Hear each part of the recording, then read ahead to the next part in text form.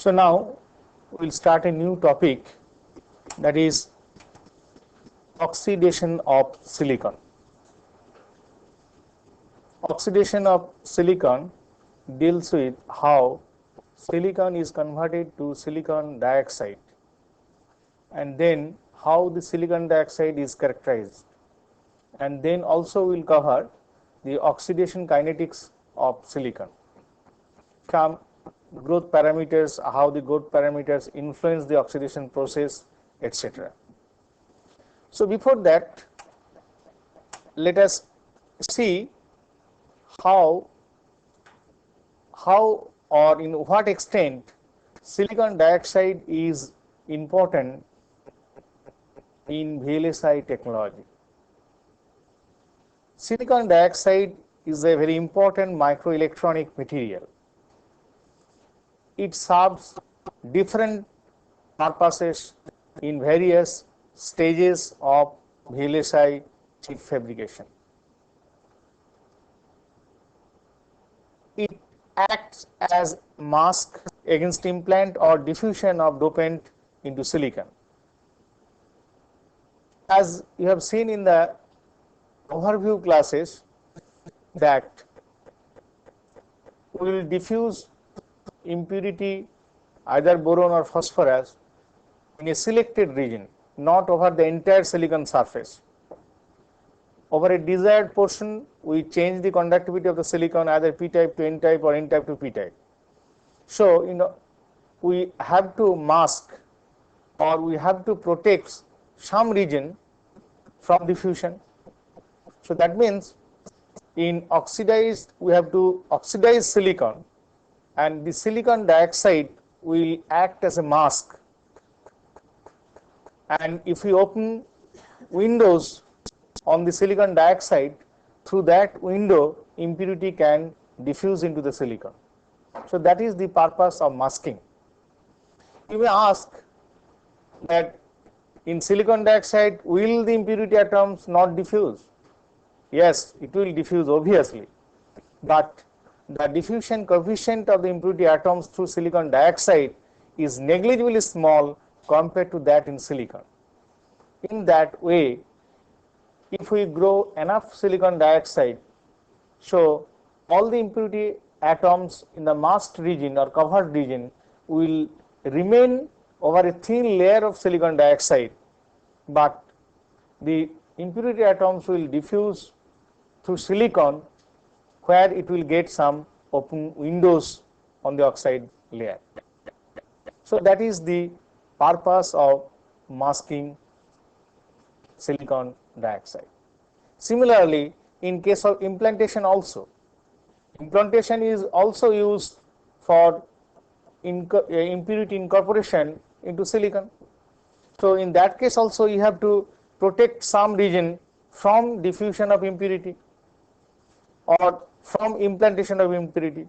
So in implantation and diffusion, in both techniques, you need silicon dioxide as a mask material. Another application, silicon dioxide is used as a isolation layer among different components in IC. In the overview classes, I mentioned one isolation scheme which is known as junction isolation.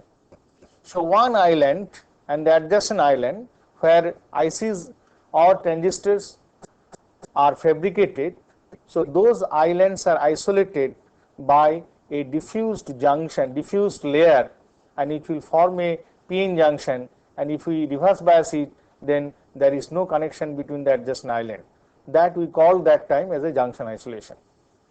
But the disadvantage of that junction isolation is that it takes a larger area, because isolated region, P plus diffused region, that will laterally diffuse also. So from one island to another island, we have to allow lot of space, because the diffused region will proceed towards vertical, so that it will reach the substrate, as well as it will take some space laterally also. in order to prevent that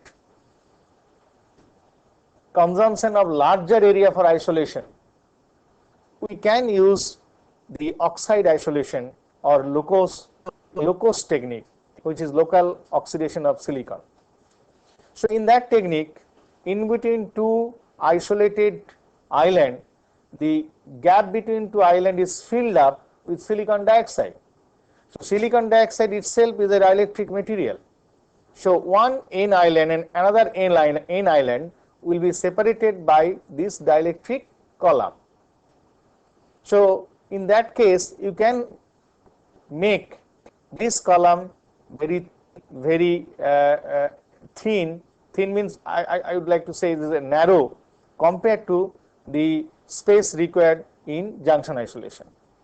So narrower isolation means width of the one island to another island, the isolation width is small in case of this oxide isolation. So that means this is another application of silicon dioxide which can act as a isolation layer among different components in IC. Third application, components in a small structure. That means silicon dioxide may be used as a gate material, you know. In a MOS, source, drain, and another important structure, important terminal is a gate terminal. So active region is a gate region also.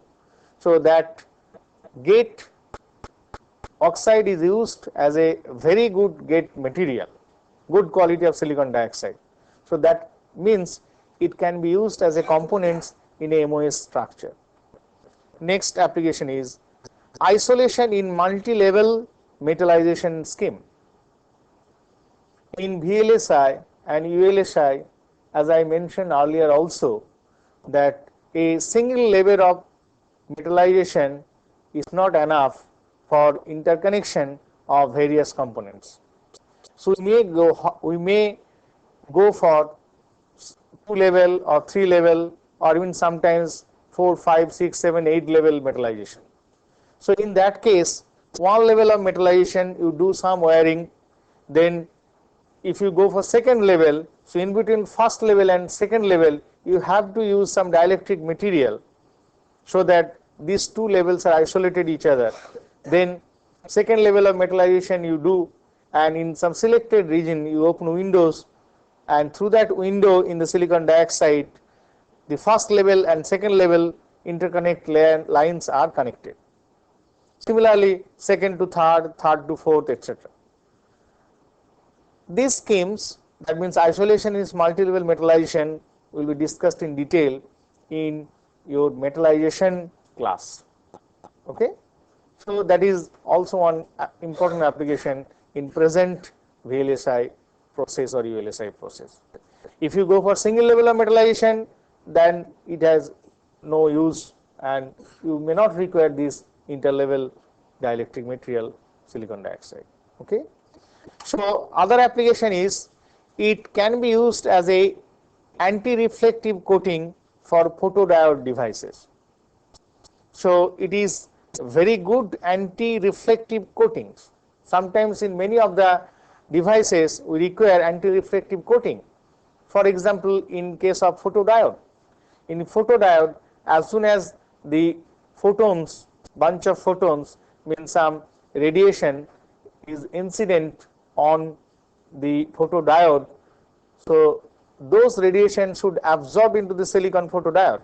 If it reflects back, then you cannot prove the existence of the photons. So that means you need there an anti-reflective coating so that what photons are incident, all the photons are absorbed, and accordingly device property is changed, and photocurrent you will get. So sometimes the silicon dioxide is used as an anti-reflective coating for photodiode devices. Now, I mentioned different applications of silicon dioxide, but the thickness of silicon dioxide required for different applications are different. So now I will discuss on range of thermal silicon dioxide thickness used in VLSI processing. Silicon dioxide thickness are all mentioned angstrom unit, and its applications are also mentioned. For example, 60 to 100 angstrom silicon dioxide sometimes is used for tunneling oxide. When thickness of the oxide is very thin in the range of 60 to 100, that is used for tunneling oxide. Next is 150 to 500 angstrom is a gate oxide which was used in VLSI. Now the present VLSI technology uses gate oxide of the order of 40 to 50 angstrom only, as I mentioned in the earlier class also, isn't it? In 0.1 micron technology or sub-quarter micron technology, people are using gate oxide of thickness less than 100 angstrom unit. Okay, so that means in the first step, which is 60 to 100 angstrom there, that is used for tunneling as well as gate oxide in nowadays. Capacitor dielectric also uses the thickness in the range of 150 to 500 angstrom. Next comes low-cost pad oxide. So in low-cost is basically isolation scheme, and its full name is local oxidation of silicon. So in that scheme, you need some pad oxide. So that pad oxide thickness is in the range of 200 to 500 angstrom unit. Next, masking oxide. In masking oxide application, we require the thickness of silicon dioxide 2000 to 5000 angstrom. Typical thickness we have to select in this particular range. Okay. Next, passivation. For passivation also we require 2000 to 4000 angstrom unit. Next comes field oxide. Field oxide is basically, in case of MOS or CMOS, we just mentioned that is a oxide isolation you require. So there, other than the source and drain and gate region, from one MOS to another MOS, that region the oxide thickness is much more compared to the gate oxide. So that is known as the field region. Okay. So in case of MOS, there are two oxide used, one is gate oxide and the field oxide. Gate oxide is in between the source and drain, thin gate oxide. But one MOS to another MOS, for example, first MOS drain, the second MOS source. So in between the source and drain, the oxide thickness used at the surface is very large thickness. So that is 3000 to 10,000 angstrom unit, means nearly 1 micron. Okay, that will prevent the stray MOS or parasitic MOS effect. Clear? Because if some metal line goes from one MOS source to another MOS drain over the silicon dioxide, so two MOSes, source and drain, different MOSes, they may act as a separate MOS transistor if that gate oxide is thin. So if that gate oxide is thick enough, so then that will not function as a MOS, isn't it? So there are different techniques available for the growth of silicon dioxide. One technique is a grown from native silicon. What basically mean for that? Native silicon means here the silicon itself will be converted to silicon dioxide. Silicon itself will be converted to silicon dioxide. That means when silicon is grown, silicon Si with reaction converted to SiO2. So that is the grown from native silicon. And in that case, the important technique in under this heading grown from native silicon is thermal oxidation, and there are different categories of thermal oxidation. First category is a dry oxidation, and in that category oxidation species used is oxygen molecule, oxygen gas. Second category is wet oxidation. Their oxidation species are oxygen and H2O molecule. In wet oxidation, both oxygen and H2O molecules are used for the growth of silicon dioxide. Next is steam oxidation. Steam oxidation uses H2O steam, H2O vapor for the growth of silicon dioxide. That means oxidation species in steam oxidation is H2O vapor. Next is pyrogenic oxidation. Here pyrogenic steam is used. What is pyrogenic steam? That means in this particular oxidation technique, the oxidation species are H2O, H2 and O2. That means hydrogen and oxygen. You see here H2O molecule is not used. That water vapor or H2 molecule is not used. Rather we use hydrogen molecule. And hydrogen and oxygen, you know, if we mix in a certain proportion, then they can form H2 molecule. 2 part hydrogen, 1 part oxygen will give you a H2 molecule. And this reaction is not very simple. Sometimes this hydrogen and oxygen mixture if it is not in proportion, then some explosion may take place. So that's why if somebody wants to use the H2 and O2, that means hydrogen and oxygen as an oxidant species, and with a certain proportion those gases are flown or the gases are passed through a tube. Tube means here the oxidation furnace tube. Then in the furnace itself at high temperature, oxygen and hydrogen will react together and they will form H2O molecule, and this H2O molecule and the oxygen, both of them will take part in the growth of silicon dioxide, and this process is known as pyrogenic oxidation. But lot of safety arrangement has to be thought of before doing this particular oxidation.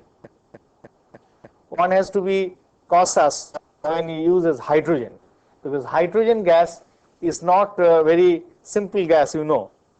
So it burns, because if excess hydrogen is there and in high temperature, if it comes in contact with some flame, then hydrogen gas burns itself.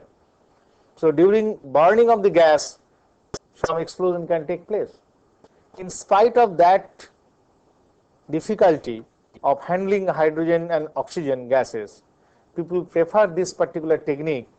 The reason is that the hydrogen gas and oxygen gas are available in very high purity for ultra pure form.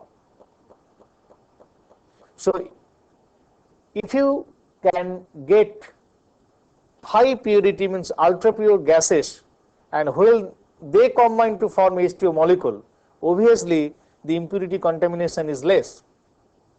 In other cases, for example wet oxidation or steam oxidation, one of the oxidation species is H2O molecule, and these H2O molecules are obtained from the H2O by evaporating the H2O, means water. After evaporation, we get the H2O vapor, and this evaporation process means you have to use some container. That container may be the supplier of some impurity atoms, and the water itself, if it is not high pure, so that particular water will give maybe say 99.94% pure, but another 0.06% will be impurity will be there. So all those possibilities are there in other oxide, other oxidation process. But in pyrogenic oxidation, so those possibilities are less. The gases which are used in growth process are highly pure. Not only that, before passing those gases into the furnace tube where oxidation will take place, so before passing the gases, they are passed through several filters. They pass through several molecular sieves, so that not a minimum percentage of moisture or some other particles are available in the gas. Okay. But one technique is the dry oxidation. There we can see only O2 is used. So that quality must be good, very good, because you are not going to use H2O, only oxygen. Then you can ask, sir, why you are going for H2O molecule? Why don't you stick to only oxygen? The reason is that why we use H2O, because the growth rate, if we use only oxygen, the dry oxidation process, the growth rate of silicon dioxide is very low. If you use H2O molecule, growth rate is very fast. Sometimes you need 5,000 angstrom, sometimes you need say only 40 or 100 angstrom of silicon dioxide, but very good quality, that is required for MOS gate oxide. In those cases, you may go for this dry oxidation, because their dry oxidation is much more advantageous. The purity, high purity oxide, you will get it. High purity means oxide breakdown field is very high, and you can have good control of threshold voltage. Okay. But when you want 5,000 or 4,000 or 3,000 angstrom, then if you cannot rely on dry oxidation, because that will take long time, maybe 4 hours, 5 hours, 3 hours time. So that's why for masking purpose, when we need more than 3,000 angstrom or 4,000 angstrom, we have to use wet oxidation. Wet oxidation growth rate is faster compared to the dry oxidation. The quality of oxide from wet oxidation is inferior compared to that of dry oxidation. Even then we use wet oxidation because of faster growth rate. Normally what we do in masking purpose, we don't use only wet oxidation, we use combination of dry and wet. Initially few thickness, say for example 100 angstrom or 200 angstrom, we go for dry oxidation, then we go for wet oxidation, then again we go for dry oxidation. That means dry, wet, dry. This is known as a cyclic oxidation process.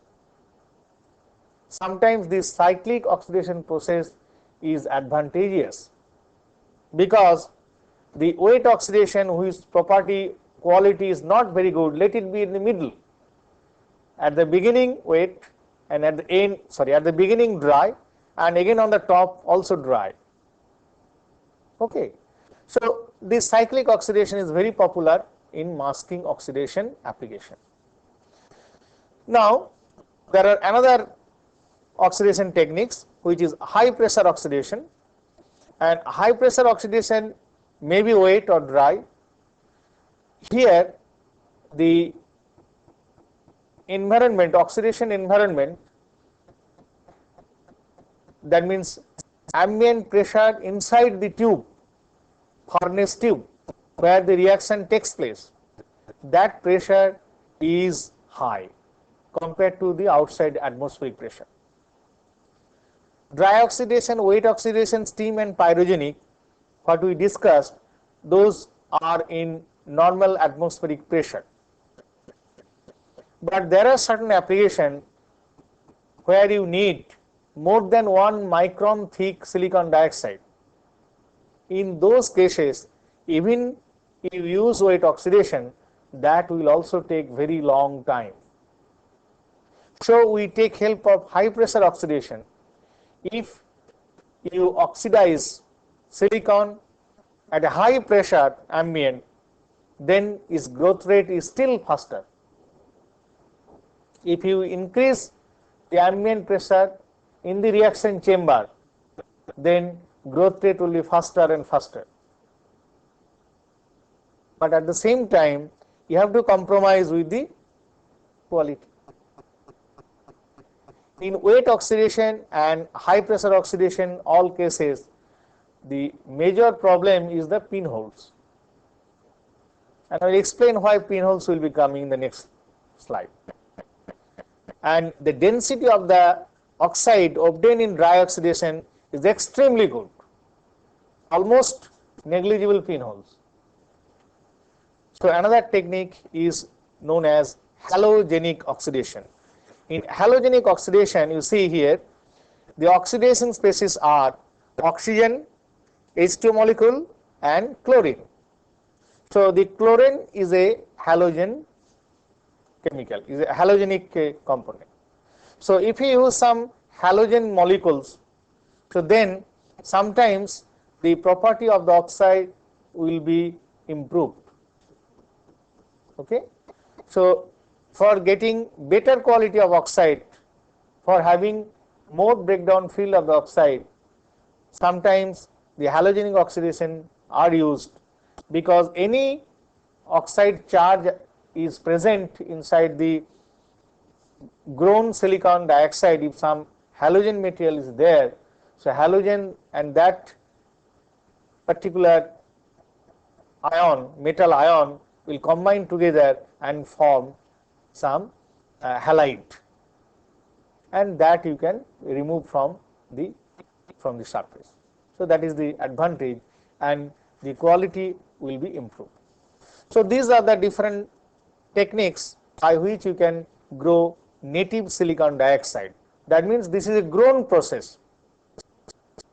Okay, grown means here using this oxidation species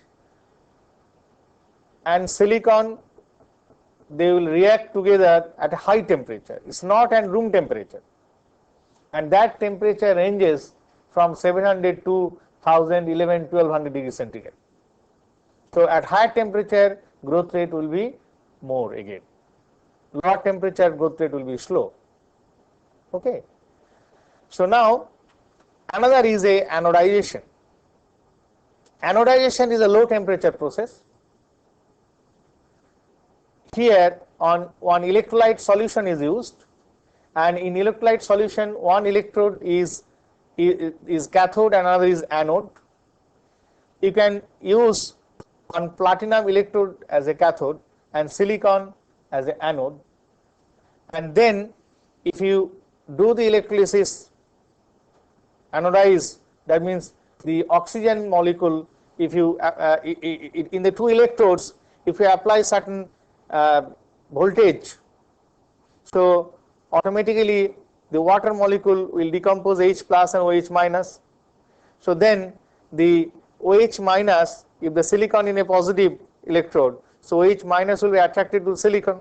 So the silicon and OH minus react, it will form SiOH, silicon hydroxide, and SiOH is not stable, so immediately it will form SiO2 and H2. So silicon dioxide will form. So the whole thing is at a low temperature. That is in electrolyte solution, which is kept at room temperature. And to increase that reaction, you can mix in the solution some small amount of acids, etc., for more faster reaction, isn't it? So that is the anodization technique. That is a low temperature process. So other than this, that means both anodization and thermal oxidation, they are grown techniques. So another class is deposited silicon dioxide. So deposition means the silicon dioxide is not grown from silicon itself. External silicon dioxide, either it is in vapor form or in gaseous phase, they are deposited on silicon. So those techniques are plasma oxidation, then CVD oxidation, then comes sputtering, then comes evaporation and ion beam deposition of oxide. So all these are deposited silicon dioxide. Okay, and there in either plasma oxidation is oxygen plasma is created, and the CVD oxidation or sputtering, in sputtering some silicon dioxide target is used, and from that target the silicon dioxide as a material, it is coming out after impact of certain ions on the target, and they will deposit on the silicon wafer. In evaporation, silicon dioxide itself can be evaporated using the ion beam technique or some other technique. Ion beam deposition means using ion beam also you can evaporate the silicon dioxide from the target material and it will deposit on silicon wafer. So these are all deposited. Deposition means external silicon dioxide is deposited, and this is an additive process, you are adding on silicon surface. But in other case you are growing. Native silicon dioxide, native silicon is converted into silicon dioxide. That was the basic difference between the deposition and grown. Both are used. For example, some cases, so one application is the intermetal dielectric. First level of metallization, second level of metallization, in between you are going to use as a dielectric silicon dioxide, as I mentioned. So in that case, can you grow silicon dioxide? You cannot. There are two reasons you cannot grow. Number one reason, for growth of silicon dioxide you have to have some silicon, because first level of metallization, there what is available on the surface, either silicon dioxide or some metal lines, aluminum or whatever it is, the metal lines are there. So that means you are not getting any of these native silicon which can be grown. So then you cannot have any grown silicon dioxide. And the second point, you cannot use this grown technique in that case. The reason is, in metallization schemes, one level to second level, so you are using some metal lines which may be the aluminum, but in the grown technique the temperature requirement is more than 700, 800 degrees centigrade, maybe 1000 degrees centigrade. At that temperature the metal film will evaporate, and wherever there is a metal, so if you want to have some dielectric on top of the metal, then you cannot use the high temperature techniques. You have to go for low temperature method or deposition method. So there you need this deposited silicon dioxide. We can use sputtering technique, the standard technique which is used for multi-level metallization scheme. You can also go for evaporation technique, ion beam deposition technique, or low temperature CVD. There are CVDs, chemical vapor deposition. So there are some CVD methods available where you can deposit silicon dioxide, or another dielectric is silicon nitride at a low temperature. So in other cases you may go for the grown silicon dioxide. You have to keep in mind, grown means it is high temperature and at the same time bare silicon should be available. Next is the thermal oxidation and wet oxidation. What are the reactions involved? Here you can see in this slide, the silicon and oxygen, they react in the furnace since it is at high temperature, you have to use some furnace. Good quality furnace, good quality means the temperature controller should be very good. You can control the temperature plus minus 0.2, 0.3 degrees centigrade. At the same time, the environment, that means ambient inside the furnace tube, should be very clean, or if you the furnace tube should not produce any sort of impurity into the ambient, oxidizing ambient. Okay. In that furnace, if you insert the silicon wafers and oxygen gas is flown or oxygen gas passes through this tube, then silicon and oxygen, they will react together and that will form SiO2, which is known as the dry oxidation. In wet oxidation scheme, both oxygen molecule and H2O molecule take part in the oxidation process. In that case, first H2O molecule will form ion H plus and OH minus ion. This OH minus ion will react with silicon and it will form silicon hydroxide SiOH whole twice. And subsequently, SiOH whole twice will decompose into silicon dioxide SiO2 and H2, the hydrogen. So now you see, once this hydrogen is formed, so this hydrogen should come out. So from the silicon dioxide, the silicon converted into silicon dioxide, and through silicon dioxide, the hydrogen molecules will come out. So that means some pore will be formed, some porous, it will be some pinholes will be there. Through that pinholes, H2 molecules will come out. But in the first case, dry oxidation, no such gas is evolved. So it is expected the density of oxide in dry oxidation process is very good compared to the wet oxidation. So altogether, this wet oxidation reaction is silicon plus 2H2O, that means it gives SiO2 plus 2H2. That means either steam oxidation or wet oxidation. In both cases, wet oxidation means both H2O and Si plus O2 will also be there, isn't it? Both together is wet oxidation. It's not that only H2O. If only H2O means it is a steam oxidation. And steam oxidation is again inferior to wet oxidation. In wet oxidation, there are some component of silicon dioxide which is grown by Si plus O2, SiO2. This quality is very good. But in steam, and if the steam is at high temperature, then again the poles or pinholes will be much more. So these are the reaction. Now let us see how the thermal oxidation goes and how the reaction takes place. Now this is the silicon. So as you put the silicon wafer in the furnace, and if you start flowing the oxidant particles, means oxygen molecules and H2 molecules, into the furnace tube, and those oxygen and hydrogen molecules will flow into the tube in a laminar flow motion, regular laminar flow, no turbulence. Okay. This pressure, partial pressure of oxygen or H2O can be controlled into the tube. So now at these gases O2 and H2O are flown into the tube when the furnace attains that desired temperature. If you want to make oxidation at 1000 degrees centigrade, let the furnace temperature rises, and that during that temperature rising, you don't start flowing oxygen or H2 molecule.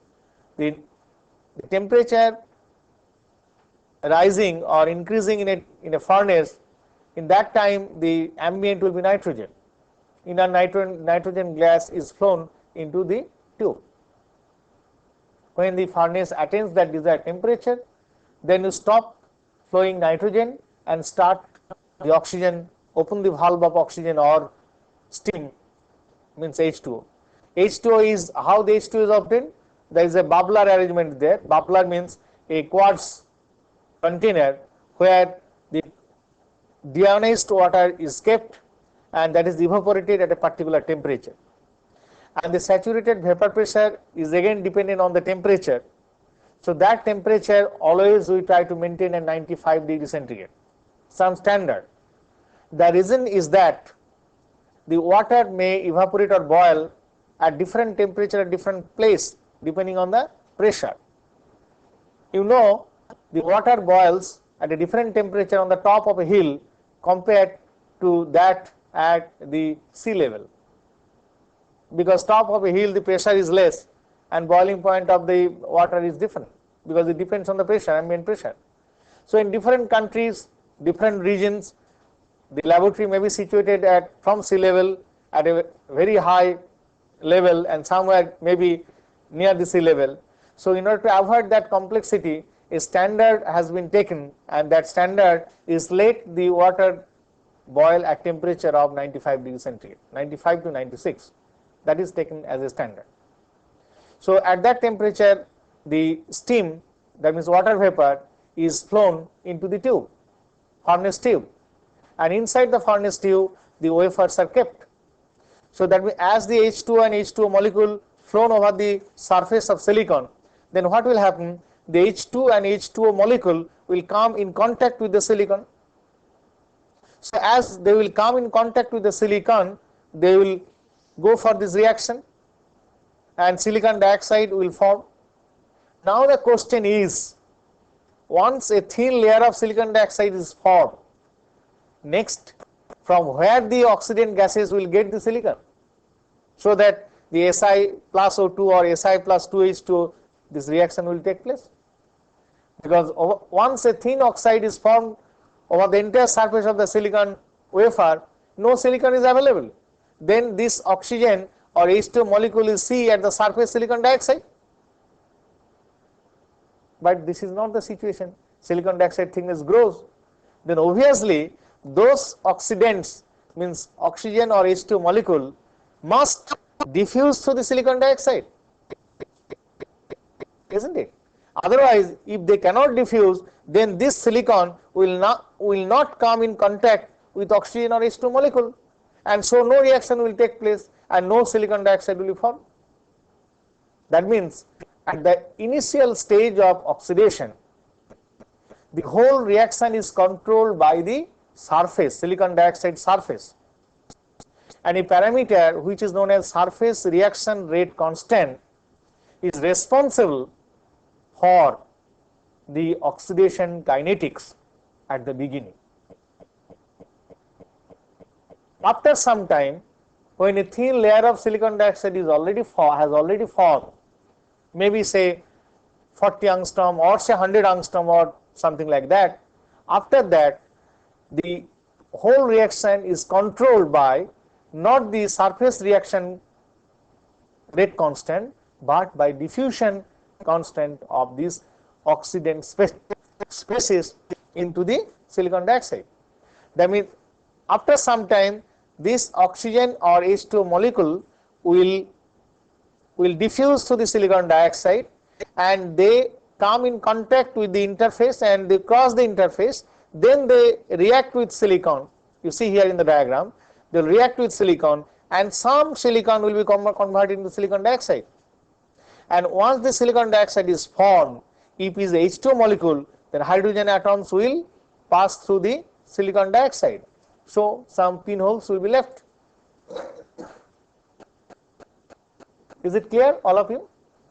Now, from this mechanism, oxide growth mechanism, another point is also clear, that as the silicon dioxide thickness increases, the interface, silicon dioxide interface goes downward. As silicon dioxide thickness increases, silicon dioxide interface goes downwards. Not like deposition. In case of deposition, the thickness increases, means you are adding silicon layer from top. But here, since the silicon is consumed, but in the thermal oxidation process, silicon is consumed and the interface goes downward, and this silicon is converted into silicon dioxide. It's not layer by layer you are increasing the thickness. That is in case of the deposition, sputter deposition or CVD deposition or evaporation. And the second point, the silicon will be consumed and silicon dioxide will be formed using this reaction. Now, obviously one question comes to your mind, for making 1 micron silicon dioxide, how much silicon will be consumed? So that is very important parameter you have to keep in mind. Until unless you have no control, you don't know how much silicon will be consumed, then you don't know how much silicon is lost for the next process. So from the molecular weight of silicon and silicon dioxide and the atomic volume of the silicon dioxide, you can calculate how much silicon will be consumed for growth of 1 micron silicon dioxide. We have seen using simple calculation that 1 micron silicon produces 2.22 micron of silicon dioxide. 1 micron silicon is consumed, so then 2.22 micron silicon dioxide will be formed. Rather, if you go reverse, to grow 1 micron silicon dioxide, you need about 0.45 microns of silicon it will consume. 45% and 55%, that is the ratio. So this relation is very important. This is all regarding the growth mechanism and how the silicon dioxide is formed in thermal oxidation. In the next lecture, I will discuss in detail the growth kinetics. That means the thermal growth process depends on what parameter. The mathematical, some derivations are there, and we can see from the analytical relations how it is dependent on the time, how it is dependent on the rate constant, how it is dependent on the diffusion constant also, because after certain thickness it goes into the diffusion region, then it depends on the diffusion constant of oxygen, diffusion constant of H2O in silicon dioxide. That we will discuss in the next lecture. Thank you. We will now familiarize you with the thermal oxidation process. What you see is a scientist checking the flow of oxygen and nitrogen in the flow meter attached in the gas line.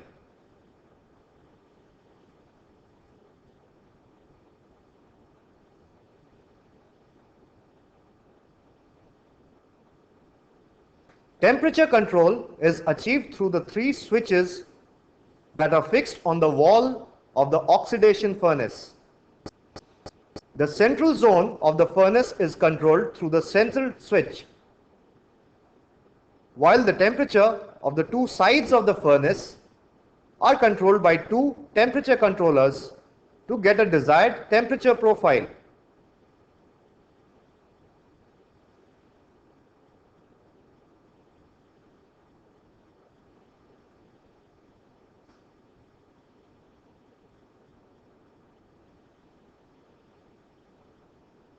We can do dry, wet and steam oxidation through this equipment.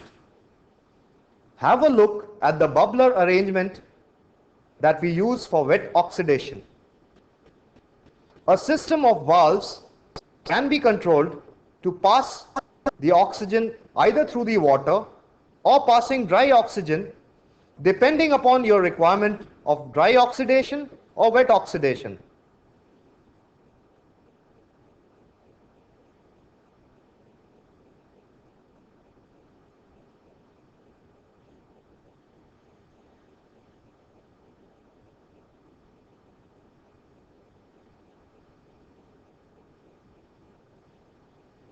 The opening and closing of the valves is controlled by the black solenoid module that you see on the screen.